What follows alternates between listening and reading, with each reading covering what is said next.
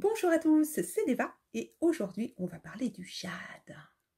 En fait, on devrait plutôt parler non pas du jade, mais des jades, parce qu'il existe deux sortes de jades différentes. C'est vraiment deux minéraux complètement différents.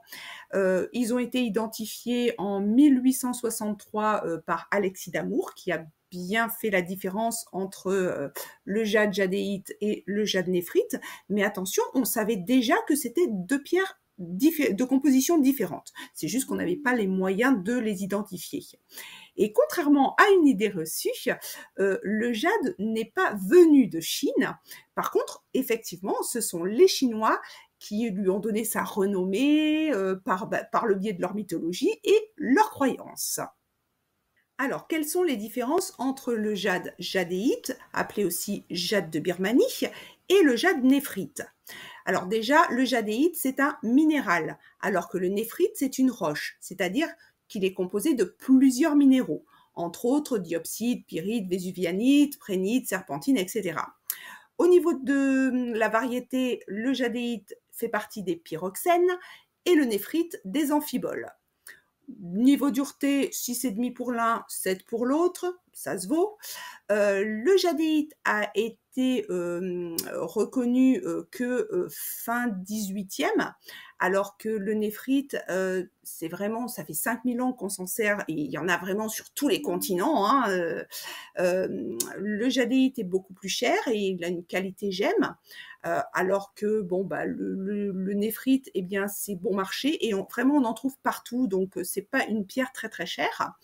Au niveau des couleurs, donc chez le jadéite, on retrouve le fameux vert émeraude, jaspe impérial, je vous montrerai plus tard, et tous les autres gammes de vert, c'est dû aux oxydes de chrome, donc le chrome agit sur le métabolisme, notamment des sucres et des graisses, hein, de l'ompacite, et plusieurs minéraux argileux. La qualité lavande et pourpre, et oui, il n'y a pas que des jades verts, c'est une qualité vraiment très très belle, qui contient notamment du manganèse, trémolite et albite. Le quartz glace qui est légèrement transparent, bon, forcément c'est des inclusions de quartz qu'il y a à l'intérieur, et quand il est noir, eh bien c'est du fer et des minéraux métalliques. Et vous avez également un jade très très pur, très blanc, qui est d'une qualité extrême. Donc voilà pour le jadéite. Au niveau des couleurs du jade néphrite, alors pareil, vous avez toutes les nuances de vert, hein, mais ça va du vert très très clair au vert très très foncé. Hein. Donc ça, c'est dû à l'actinolite et au fer qu'il y a dedans. Il y a une variété qui est blanche, qu'on appelle gras de mouton. Alors en chinois, ça doit être beaucoup plus joli que gras de mouton, et qui doit sa couleur à la trémolite. Toutes les variétés noires, brunes, grises, c'est ce qu'on appelle l'os de poulet, et c'est dû aux oxydes de fer. Pourquoi le jadéite est-il si cher? Eh bien, déjà, la quasi-totalité des pierres de jadéite provient de l'ex-Birmanie, hein, l'État Kachin. Alors en plus, voilà, c'est une région où il y a beaucoup de conflits, où il y a énormément de tremblements de terre, et où, on va dire, les mineurs n'ont pas les meilleures conditions de sécurité pour travailler. La quasi-totalité de la production est rachetée par la Chine. Et vous pouvez trouver à Mandalay, hein, toujours dans l'État Kachin, ce qu'on appelle le Jade Market, qui emploie quand même 30 000 personnes. Alors 30 000 personnes qui sont soit négociants, soit artisans. Et on va dire que les pierres sont plutôt réservées à la haute joaillerie.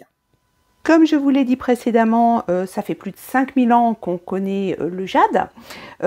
Donc c'est essentiellement en Chine qu'on a plein de petites histoires, mais voilà, on mettait des objets notamment dans les tombeaux pour protéger le corps de la putréfaction. À chaque naissance d'un enfant, on offre un objet en jade pour lui apporter l'abondance, c'est-à-dire ne manquer de rien, ni d'amour, ni d'argent, ni de santé. Mais c'est aussi une pierre qui s'offre aussi pour les anniversaires de mariage, pour les anniversaires de naissance. naissance, etc. Chez les Maoris, la pierre se transmet de génération en génération et dans leur culture, le mana, c'est-à-dire en quelque sorte l'esprit de l'ancêtre qui décède, se met dedans la pierre et comme ça on transporte des générations d'ancêtres dans la pierre de jade.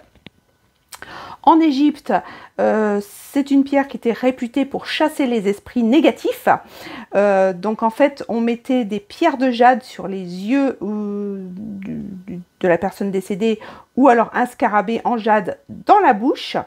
C'était pour avoir un meilleur accès à la vie éternelle. Hein. Et en fait, en Grèce, on mettait des jades sur les blessures des guerriers pour qu'ils cicatrisent plus vite. En Europe et en Amérique centrale, c'était la pierre des flancs, c'est-à-dire elle était très utilisée pour tout ce qui était problèmes rénaux et urinaires. Et enfin, il y a aussi le royaume du Khotan. Alors c'est une des plus anciennes civilisations bouddhistes, une des premières. Hein. C'est là où sont les Ouïghours actuellement, donc au nord-ouest de la Chine. Il y avait ce qu'on appelle deux routes, la rivière du jade blanc et la rivière du jade noir. Et donc ils abreuvaient, avec la Birmanie, ils abreuvaient la Chine. Alors eux, c'était surtout des amulettes un petit peu ésotériques qu'ils fournissaient. Au niveau des vertus, alors déjà niveau physique, c'est une pierre qui va réguler un petit peu le système rénal, rate, vésicule biliaire, système urinaire en général, hein, on va dire. Mais c'est également une pierre qui contient très souvent du chrome, donc ça va agir également sur les métabolismes du sucre et des graisses. C'est une pierre de chance, une pierre porte-bonheur un peu, hein.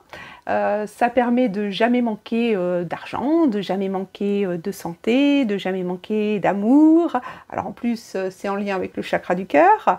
Donc c'est vraiment voilà, un petit porte-bonheur. En plus, il y a vraiment l'égrégore de la chance depuis des millénaires qui est accroché à elle. Hein. Du coup, je trouve que c'est une pierre qui donne de la force, du courage, de la persévérance, hein, en vrai. Pour ma part, je trouve que cette pierre, ça rend un petit peu plus souple. C'est-à-dire qu'on est moins dans le jugement, moins dans l'autocritique, qu'on est beaucoup moins exigeant avec les autres et surtout beaucoup moins avec soi-même, de pas s'imposer des limites ou des contraintes. Voilà, je trouve que c'est pas mal pour ça. Je vous ai dit qu'il y avait deux sortes de jade, mais on pourrait presque en mettre une troisième catégorie, c'est l'omphacite. Le jade jadéite contient un peu d'omphacite, mais on trouve aussi des morceaux qui sont complètement, qui ont plus de 60% d'omphacite. Et ces petits malins chinois qui détiennent quand même, comme je vous l'ai dit, quasiment la totalité de la production des jades jadéites, eh bien, ils ont fait plus ou moins pression pour qu'on inclue l'omphacite dans les jadéites.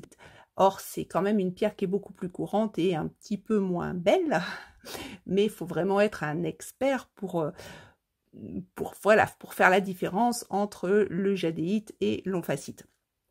Conclusion, si jamais on vous propose du jade jadéite, demandez un certificat d'authentification parce que vous ne saurez pas. Il faut vraiment être un expert pour voir la différence en fait.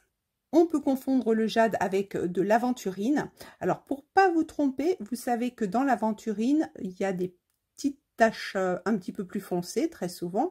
Et il y a ce qu'on appelle des micas. Ça fait comme des petites paillettes. Je ne sais pas si on voit, mais on voit, ça brillote un petit peu dedans. Le jade étant une pierre très populaire, forcément, il y a un business derrière.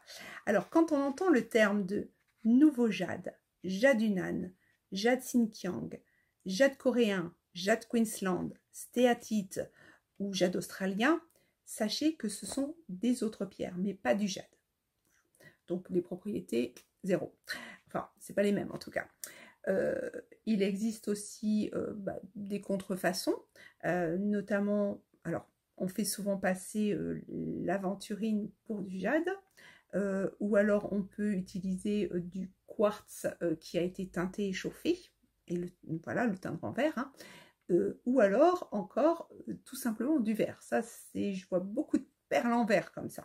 Donc il suffit de prendre une loupe x10, vous regardez s'il y a des petites bulles de gaz dedans, c'est pas du jade. Au niveau des embellissements, alors on peut mettre de la cire d'abeille pour remplir les pores de surface. Ça, c'est quelque chose qu'on peut faire même soi-même, hein, et ça permet d'avoir un certain brillant de la pierre. C'est quelque chose qui est assez courant pour énormément de bijoux. Par contre, depuis les années 80, il existe ce qu'on appelle le jade de Chine, ou jade B.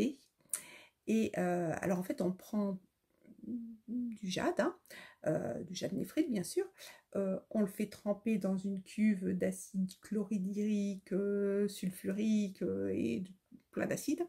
Ça va détruire le sodium de la pierre. Donc déjà, c'est plus la même structure, c'est plus la même pierre, hein. Après, on va prendre la pierre, on va la mettre dans une centrifugeuse avec de la teinture. Et ensuite, pour finir, on va mettre du polymère, c'est-à-dire de la résine, hein, en gros, hein, pour faire un petit revêtement brillant et puis bien solide, bien dur. Alors certes, vous pouvez avoir des très jolies couleurs de pierre, mais je ne suis pas sûre qu'au niveau de la peau, ce soit très très génial d'avoir un bracelet, par exemple, avec ce genre de matériel, hein, parce que vous avez quand même l'acide, de la résine, etc. Et en plus, au niveau des propriétés, vu les traitements qu'on a fait à la pierre, ça m'étonnerait que vous ayez la chance et l'abondance avec vous à ce moment-là. Conclusion, soyez vigilants, n'achetez pas n'importe quoi à n'importe qui. Il faut être cohérent. Voilà, je sais bien, et quelquefois c'est le prix qui vous fait « Oh, c'est pas cher sur internet, machin et tout », mais essayez de privilégier des vendeurs qui sont un peu sérieux quand même, hein. Voilà, j'espère que je vous ai à peu près tout dit. J'ai essayé de pas trop donner trop de détails non plus, parce que sinon je pourrais en parler pendant 3 heures du jade. Mais voilà, si vous avez d'autres questions, de toute façon, vous me les mettez en commentaire et puis j'y répondrai. Sur ce, je vous souhaite une excellente journée et je vous dis à la semaine prochaine.